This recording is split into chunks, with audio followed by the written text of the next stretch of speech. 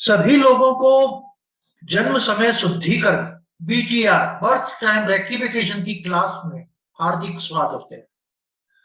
ये मेरी बीटीआर की तीसरी क्लास है। इसके पहले मैं 2 क्लासें बीटीआर की ले चुका हूं और ये ज्योतिष की सबसे लेटेस्ट टेक्नोलॉजी है, नई विधा है और इसके अभी सॉफ्टवेयर नहीं बने हैं, अभी मैनुअली ही बीटीआर करने का चल रहा है।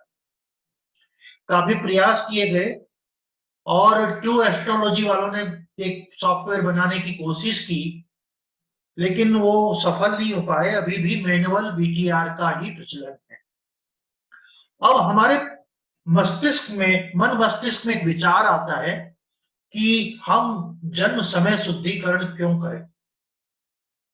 पहले कोई जमाने में वैदिक कुंडली, जो आज से 10,000 15,000 वर्ष पहले से ज्योतिष विधा है, वैदिक की ऋचाओं से निकला हुआ ज्योतिष विज्ञान है और यहाँ के ही लोगों ने, आर्यभट्ट ने नए नए आविष्कार किए और संख्या के संबंध में बहुत सारे वो किए। उसके बावजूद भी अभी भी शोध कार्य हर चीज में चल रहे हैं। भारत में ज्योतिष के क्षेत्र में बहुत ज्यादा काम हुए और बहुत लोगों ने बहुत काम किया है और निरवत अभी भी चल रहा है काम। तो क्योंकि पहले हम लग्न को शुद्धिकरण करते थे, लग्न शुद्धि करते थे। पुराने साहित्य में हमें मिलता है कि हम जो लग्न सेट करते थे, लग्न का शुद्धिकरण करते थे इष्ट काल से। लग्न का शुद्धिकरण किसी जातक की पत्रिका में उसका लग्न सही है कि नहीं ये देखने के लिए, क्योंकि लग्न से किसी भी जातक के बारे में हम 50% उस जातक के बारे में लग्न कुंडली से, लग्न से बता देते हैं। अब लग्न का मंथन कर लग्न सही शुद्धिकरण उसकी आवश्यकता क्यों पड़ी कि कई लोगों के संधि काल में लग्न होते थे। जैसे 30 डिग्री का लग्न होता है तो 29.20 डिग्री पर लग्न उदय हो रहा है, तो वो जैसे कर्क राशि में उदय हो रहा है तो वो चलित में तो अलग दिखाएगा, लेकिन वो लग्न एक अलग दिखाएगा। जैसे कर्क लग्न और सिंह लग्न, कर्क लग्न के जातक एकदम डरपोक किस्म के होंगे, वहीं सिंह लग्न के जातक बड़े आत्मविश्वास से परिपूर्ण होंगे। तो लग्न शुद्धिकरण की प्रक्रियाएं हमारे वैदिक ज्योतिष में थी। इन्हीं को देखते हुए वैदिक ज्योतिष में कुछ कमियां पाई गई और आने वाले समय में लोग बाग जन्म समय के सही आंकलन से सही नहीं थे। ज्योतिष की विधा जो चल रही थी उसको ऋषियों द्वारा जो तैयार की गई थी उसमें अभ्रमित हो गया और कुछ कमियां आ गई। किसी भी साहित्य में कमी आना और नए विद्वानों द्वारा उसमें कमी कर देना एक सामान्य सी बात है। इतिहास की किताबों में भी इतिहास को बदलते बदलते, लिखते लिखते बदलते जाते हैं। इसका एक साधारण सा उदाहरण हमारे अलाउद्दीन खिलजी के इतिहास को देखेंगे तो कई कपोल कल्पित कहानियां बनाकर उस इतिहास को, कई पद्मिनी को कई तरह से बदल दिया है। वास्तव में इतिहास में वो चीजें हैं या नहीं है ये हमें संशय देता है। इसी तरह वैदिक ज्योतिष में भी बहुत सारे साहित्य लिखे गए और मानसागरी कुछ और कहता है तो बृहद पाराशर कुछ और कहता है। वैदिक ज्योतिष में है कई चीजों में कई गलतफहमियां हैं और एकता का अभाव है। इन एकता के अभाव को दूर करते हुए साउथ के तंजावर से कृष्णमूर्ति जी का जन्म हुआ। आदरणीय कृष्णमूर्ति जी का जहां जन्म हुआ है वो साउथ से, आंध्र प्रदेश से हुआ है और हम लोग भी साउथ से ही हैं और हम भी साउथ के तेलंग ब्राह्मण ही हैं। विशेष रूप से मैं तेलंग ब्राह्मण हूं और हम लोग भी, हमारे जो साउथ के लोग बाग हैं हमारी कास्ट में मूर्ति लिखते हैं। मेरे ममिया ससुर हैं वो केवीआर मूर्ति लिखते हैं। तो हम कह सकते हैं हम भी कृष्णमूर्ति जी के ही परिवार से रिलेशन रखते हैं। तो साउथ के हम तेलंग ब्राह्मण हैं और कृष्णमूर्ति जी ने जो नई विधा को जन्म दिया वो इसलिए दिया कि जो वैदिक ज्योतिष में कमियां थी उन्हें सुधारने के लिए कृष्णमूर्ति जी ने वैदिक की जगह कृष्णमूर्ति पद्धति का जन्म दिया। मैं डेमो क्लास में बता चुका हूं, फिर भी मैं दोबारा रिपीट करूंगा कि जब एक जातक का जन्म होता है, एक निश्चित राशि में उसका जन्म होता है, मेष राशि से लेके मीन राशि तक 12 राशियों में कहीं पे भी उसका जन्म होता है, एक नक्षत्र होता है और एक सबलॉर्ड होता है, एक सब सबलॉर्ड होता है। हम सबलॉर्ड और सब सबलॉर्ड देखते नहीं है, लेकिन किसी जातक का जब जन्म होता है तो चंद्रमा एक राशि में होता है, जैसे मेष राशि उदय हो रही है लग्न में, या चंद्रमा की जो जन्म राशि है वो मेष राशि है। अब मेष राशि में भी 13.20 डिग्री पे एक नक्षत्र बदलता है। सबसे पहले अश्विनी नक्षत्र आएगा, फिर भरणी नक्षत्र आएगा, फिर कृतिका नक्षत्र आएगा। अश्विनी, भरणी, कृतिका। कृतिका नक्षत्र का 3.20 डिग्री मेष राशि में आएगा और शेष 10 डिग्री दूसरी राशि वृषभ राशि में आएगा। तो हम देखते हैं कि एक जन्म राशि जो जब जातक जन्म लेता है तब उसकी जन्म राशि मेष राशि में जन्म हुआ तो उसकी स्टार्टिंग में जो दशा होगी वो मंगल की दशा नहीं है। उसका जो नक्षत्र में जिसमें जन्म लिया उसने, जैसे उसने अश्विनी नक्षत्र में जन्म लिया है तो उसकी जन्म राशि पहली केतु की महादशा स्टार्ट हुई। अगर उसी का ही जातक की भरणी नक्षत्र में जन्म हुआ है तो भरणी नक्षत्र में कौन से सबलॉर्ड में हुआ है वहां से उसकी दशा स्टार्ट हुई। भरणी नक्षत्र का स्वामी शुक्र है तो उसकी प्रथम दशा शुक्र की होगी और उसका कितना समय चला गया है उस भरणी दशा में तो उससे आगे उसकी दशा स्टार्ट होगी, जिसे भुक्त दशा और आने वाली दशा कहते हैं। ये जो परिपाटी थी इसी को कृष्णमूर्ति जी ने आधार बनाया।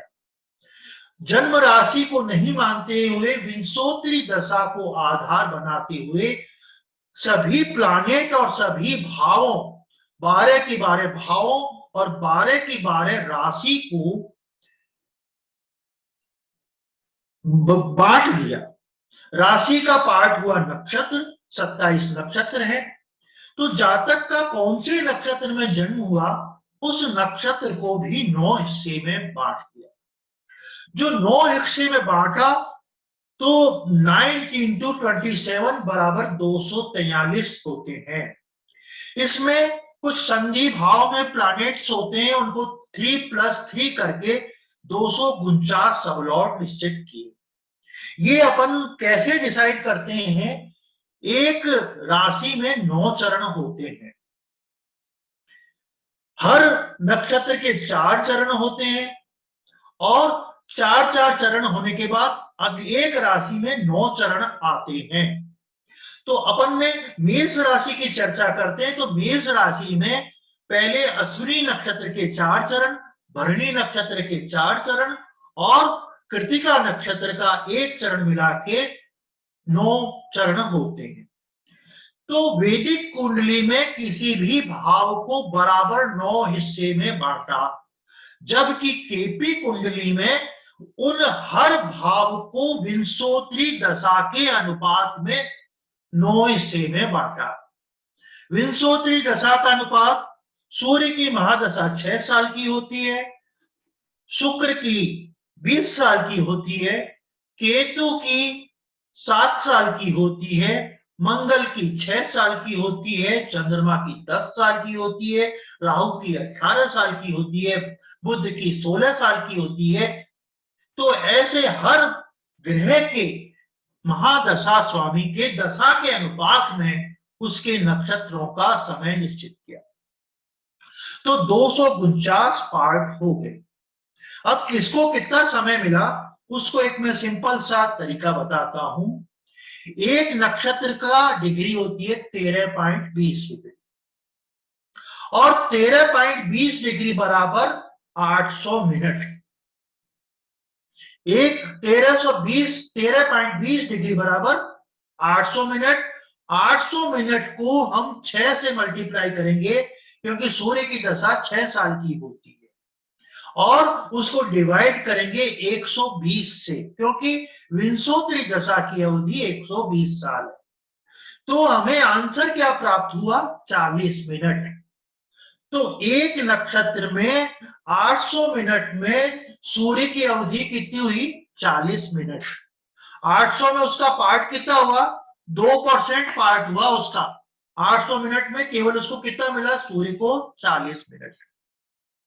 ऐसे हमने सभी भावों को बांट दिया, 12 की 12 भावों को और 12 की 12 प्लैनेट्स को हमने बांट दिया।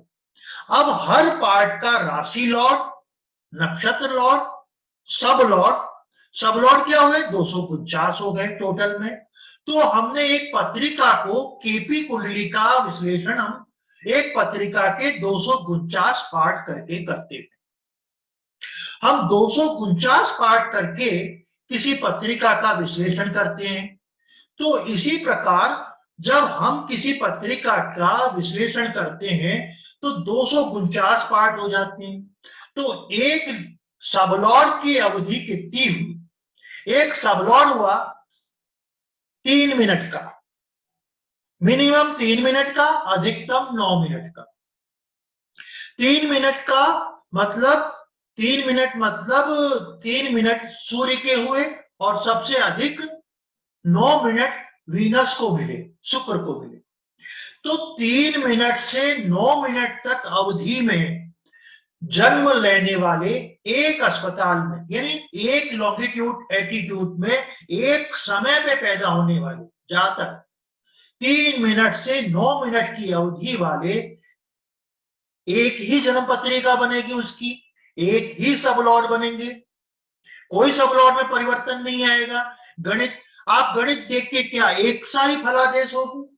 अब ट्विंस होते हैं, 2 मिनट का 3 मिनट का फर्क हो जाता है, और प्रैक्टिकल में हम देखते हैं 3 मिनट और 4 मिनट के जन्म के अंतर में दोनों जातकों में बहुत परिवर्तन होता है। मैंने अभी तक ट्विंस जातकों की 60 पत्रिकाओं का विश्लेषण किया है, मैंने शोध किया है, तो पाया है कि एक से जातक नहीं होते।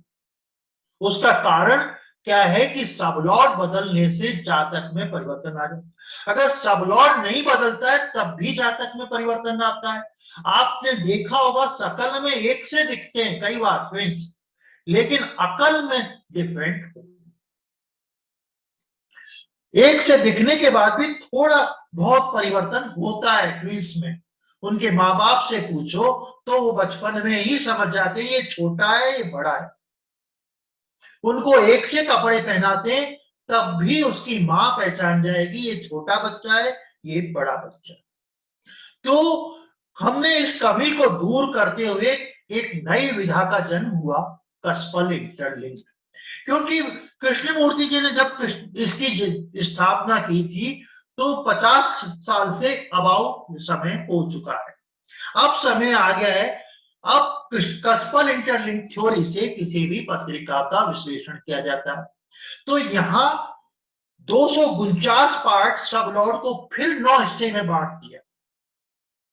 तो अब कितने हो गए? 2193 पार्ट एक पत्रिका के हो गए, और सब लॉर्ड कुछ सेकंड में और मैक्सिमम 2 मिनट में परिवर्तन होता है। शुक्र का 2 मिनट में और कुछ 40 सेकंड में, कुछ 50 सेकंड में बदलता है।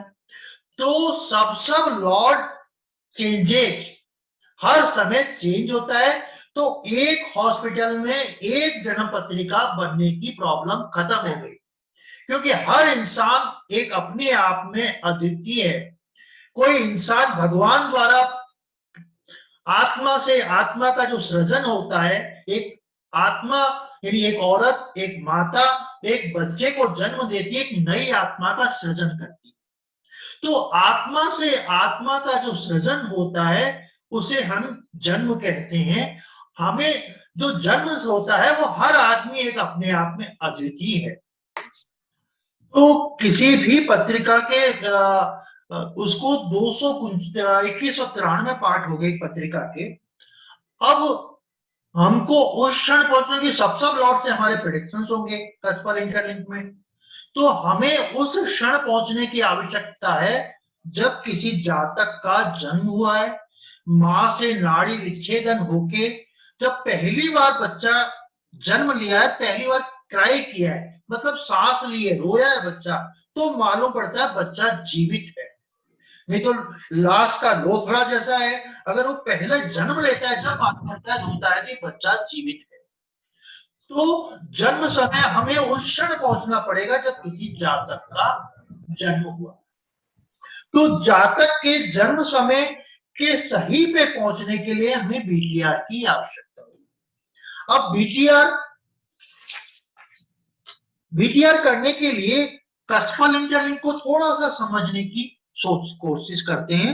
हर ग्रह अपना फल देने में तभी सक्षम होगा जब कुंडली में किसी विशिष्ट ग्रह को पोजिशनल स्टेटस मिला हो।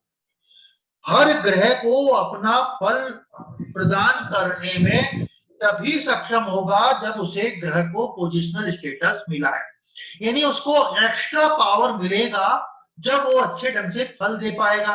नहीं तो स्केलर स्टेटस और पोजिशनल स्टेटस दो तरीके से फल देता है कस्पल इंटरलिंक में।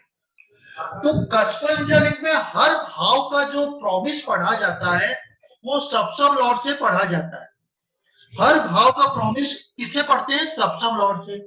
तो हमें सप्तम लॉर्ड सही चाहिए, क्योंकि जब हम सप्तम लॉर्ड से प्रेडिक्शन करेंगे या तो हमारे रिजल्ट 100% सही जाएंगे क्योंकि आपके पास सही सप्तम लॉर्ड है। अगर आपने लग्न का ही सप्तम लॉर्ड गलत समझ लिया तो आपके प्रोडक्शन 0 हो जाएंगे, एकदम गलत।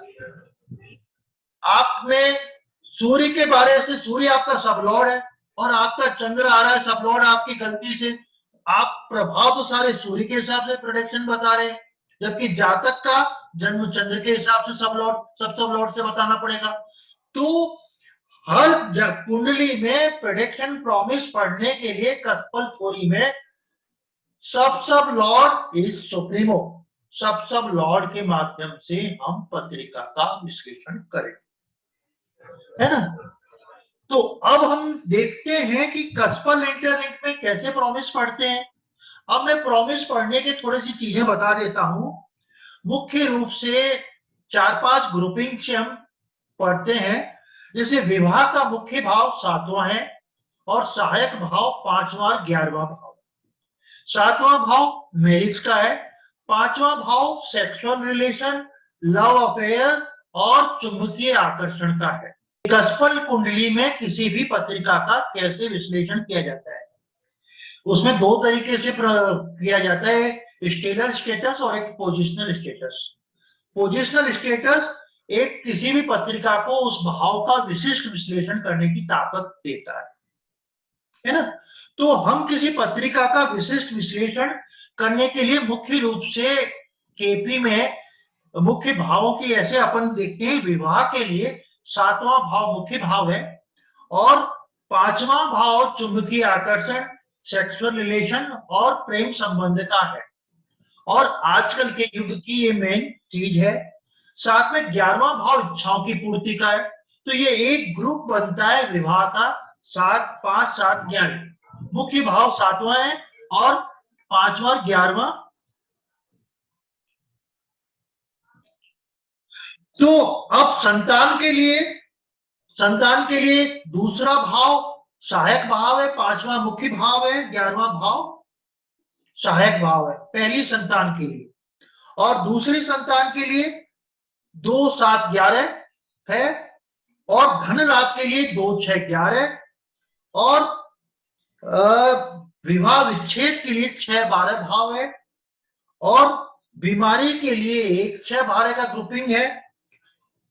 तो हम हर केपी में हर भाव के, आप लोग केपी नहीं पढ़े हैं इसलिए थोड़ा शॉर्ट में बता रहे हैं, इन भावों के माध्यम से हम किसी भी प्रेडिक्शन करते हैं। किसी पत्रिका का विवाह का विश्लेषण करना है तो हम 7th हाउस के सब लॉर्ड से करेंगे।